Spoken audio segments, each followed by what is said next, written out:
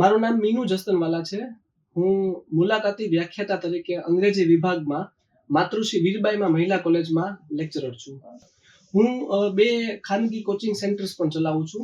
તો હું જોતો કે વિદ્યાર્થીઓને ટ્રાન્સપોર્ટેશનનો જ્યારે પ્રોબ્લેમ થાય ત્યારે વિદ્યાર્થીને એજ્યુકેશનથી એ લોકો વંચિત રહી જતા હોય છે.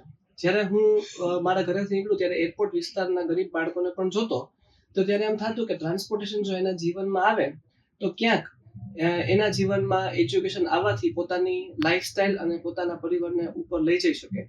તો આવા હેતુસર અમે મીનુઝ મિશન 1000 આવા પ્રોજેક્ટની શરૂઆત કરી.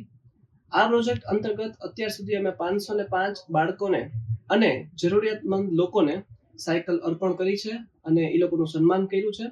આ સાયકલ અમે નવી નથી આપતા, પણ દાતાશ્રીઓ ક્યારેક અમને જૂની સાયકલ્સ આપે, ક્યારેક અમને ધનરાશિ આપે, તો ક્યારેક કોઈક રેફરન્સ આપે જ્યાંથી અમને જૂની સાયકલ્સ પ્રાપ્ત થાય. પછી એનું અમે રિફર્બિશિંગ કરીએ, એને સાયકલને જરૂરી અમે સમારકામ કરીએ, ઓઇલિંગ કરીએ, ટાયર ટ્યુબની જરૂર હોય તો ઈ ચેન્જ કરીએ, અને પછી ઈ સાયકલની હાઇટના કોઈ છોકરા કે છોકરીને ગોતીએ કે જે જરૂરિયાતમંદ પરિવારમાંથી છે, અને એને અમે સાયકલ આપી અને સન્માન કરીએ છીએ. હા, અમારી ટીમ છે PRO, કે જે પણ મને ફોન આવે તો ઈ અમારી PRO ટીમ પાસે ઈ વ્યક્તિનો રેફરન્સ જાય, ઈ એની તપાસ કરે, એને પ્રશ્નો પૂછે કે તમારું પરિવારનું બેકગ્રાઉન્ડ શું છે, તમારા માતા પિતા છે તો શું કરે છે, અને નથી તો કયા કારણોસર એનું અવસાન થયું, એની ફાઇનાન્શિયલ કન્ડિશન, એના પહેરવેશ ઉપરથી પણ અંદાજો આપણે મારી શકીએ. તો આ રીતના મોટા ભાગનું અમારું એસેસમેન્ટ છે એ સાચું પડતું હોય છે.